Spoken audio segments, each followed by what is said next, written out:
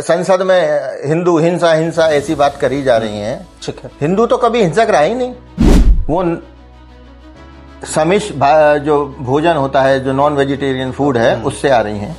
क्योंकि पहले मांसाहार से आ रही हैं, क्योंकि पहले जानवर के अंदर वो बीमारी आती है और उस जानवर को आप खा लेते हो तो बीमारी आपके अंदर भी आ जाती है। कहीं नहीं, गाय का दूध या किसी अन्य का भी दूध या उससे बने पदार्थ लेते हैं तो वो भी एक तरीके का अन्याय है। कैसे अन्याय है कि वो तो बना तो बछड़े के लिए था और हमने बछड़े को पिलाया जरा सा और सब अपने आप खींच लिया।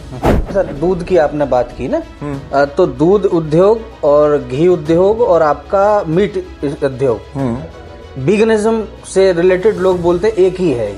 एक स्लॉटर हाउस जो चलता है, गाय नहीं दूध देगी तो क्या करेंगे अब आप उसका? नहीं, जितने भी विज्ञान है विश्व में, ज्ञात विज्ञान जितने भी हैं जी, उन सब का जनक भारत है। ठीक है। चाहे आप सर्जरी की बात करें, चाहे आप पैथोलॉजी की बात करें जी, चाहे आप मेडिसिन की बात करें, और चाहे आप नेचुरोपैथी की बात करें, जितने भी ज्ञात विज्ञान हैं, ठीक है, उन सब का जनक भारत ही रहा है। और आज इसको पाश्चात्य जगत भी मानता है। ठीक है। तो ये कहना कि वो पीछे छूट गया, पीछे इसलिए छूट गया क्योंकि इसके पीछे एक बहुत बड़ी लॉबी है जी, मार्केटिंग इंडस्ट्री है, मार्केटिंग इंडस्ट्री भी है, और उसमें बहुत पैसा लगा हुआ है उन लोगों का, और बड़ी मेहनत करके वो यहाँ तक प्रोपेगेंडा करके इस पैथी को लाए हैं। लेकिन आज की तारीख में जैसा कि अब सुनने में आ रहा है, ठीक है, आने वाले 40-50 साल तक कोई नई एंटीबायोटिक नहीं बन पाएगी।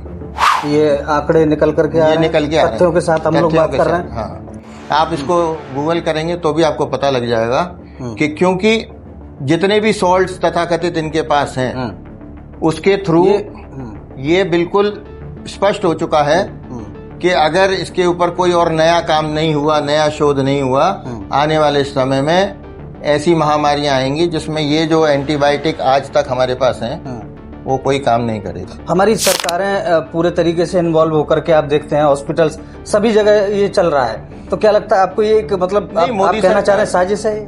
मोदी सरकार अब आप देखिए ना, आयुर्वेद को बढ़ा रही है, होम्योपैथी को बढ़ा रही है, इसकी यूनिवर्सिटी खोल रही है, इसके डिग्री कॉलेजेस खोल रहे हैं, इसकी डिग्रियां दी जा रही हैं। वो इसीलिए दी जा रही हैं कि एकदम से ऐसा ना हो कि एक जगह जाके बिल्कुल स्थिति चोक आउट हो जाए और उसके बाद हम एक जगह फंस जाएं कि अब आगे हमारे पास तो कुछ है ही नहीं। तो वो आयुर्वेद को धीरे धीरे उसको प्रमोट कर रहे हैं। अच्छा, मैं दर्शकों को बता दूं सर, आप भी लगातार शोध करते रहे हैं, एक लंबी यात्रा रही है आपके जीवन की। जी जी। और जब मैं आपको स्टडी कर रहा था तो फादर से भी एक कनेक्शन वो मिलता ही है, ग्रैंडफादर। हाँ, ग्रैंडफादर से मिलता है, तो वो एक आ रहा है, जेनेटिक देखते हैं। अच्छा, आपका क्या शोध रहा है इस विषय को लेकर के? देखिए, मैं बहुत छोटा था जब नाना जी के साथ में बैठ के दवाइयां बनाता था, और पुरानी कहावतें बनियों में जो है डॉक्टर कम होते हैं, लेकिन वो अपने विश्व विख्यात आयुर्वेदाचार्य थे जी, और हैदराबाद में थे पहले, फिर आगरा में भी रहे। उस समय भी उनके पास बॉलीवुड की हस्तियां आती थी इलाज कराने। तो कौन से सन की बात कर रहे हैं हम लोग? मेरे को जैसा उन्होंने बताया था जब मैं कुल 5-6 साल का था, 7 साल का था, जब से मैं उनके पास काफी पुरानी बात है। हाँ, तो मान के चलिए 50 साल से ज्यादा ही हो गए। 50 साल से ज्यादा हो गए। तो जब उनके साथ आपने सारी चीजें सीखी, अब आप नैनो टेक्नोलॉजी की बात करते हैं, तो हाँ, वो ये क्या है, ये कैसे कॉन्सेप्ट आया आपके दिमाग में? ये जो कॉन्सेप्ट था उन्होंने ही मेरे दिमाग में डाला था। ठीक है। क्योंकि वो मुझसे मेरे साथ में बैठ के भस्म बनाते थे। अच्छा, और भस्म क्या है? प्योर नैनो है। अच्छा, ठीक है, थोड़ा बताएं सर, क्योंकि मुझसे बहुत सारे डॉक्टर जुड़े हुए हैं, कई बार चीजें वो देखेंगे तो ब्रीफ होता रहे। जी जी। देखिए, भस्म नैनो इसलिए है क्योंकि आज की तारीख में मैं किसी ब्रांड का नाम नहीं लूंगा, ठीक है, लेकिन आयुर्वेद के भी जितने ब्रांड हैं वो भी चरक संहिता के हिसाब से भस्म नहीं बना रहे हैं। अच्छा। क्योंकि जो पार्टिकल साइज है उनका भी, और जो एक्चुअली में पार्टिकल साइज हमारी पाठ्य पुस्तकों में और ग्रंथों में लिखा है उससे मैच नहीं कर रहा है।